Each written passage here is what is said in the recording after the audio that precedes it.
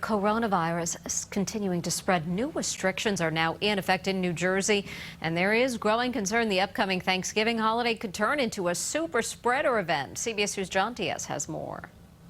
I feel it's going to be hard to enforce. I mean, my family alone is a family of 5. Like many in New Jersey, Alex Garcia is trying to figure out how to scale back Thanksgiving this year, since indoor gatherings in the Garden State are now restricted to 10 people or less, with some exceptions.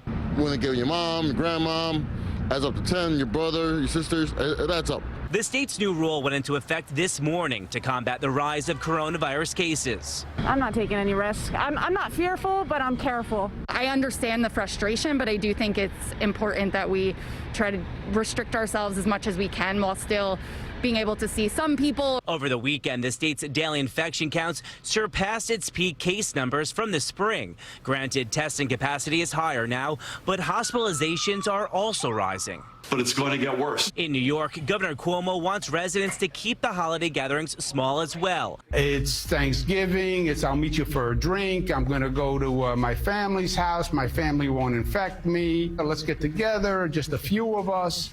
That's where it's spreading. But while Police Commissioner Dermot Shea said today he plans on deploying more officers to the usual crowded tourist city spots this holiday season to enforce COVID compliance, he won't be the Grinch who stole Thanksgiving. We're not planning on breaking up Thanksgiving celebrations, but we have to be smart. We're encouraging everyone to use common sense here. Of course, when it comes down to individual families, we're not going to enforce on family gatherings.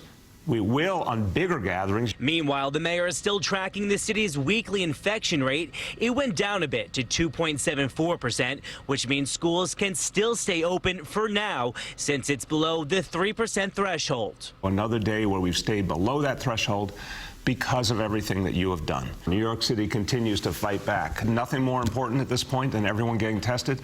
And of course, the simple steps like wearing a mask. And back here in New Jersey, new restrictions on outdoor gatherings go into effect on Monday. From Hoboken, New Jersey, John Diaz, CBS 2 News.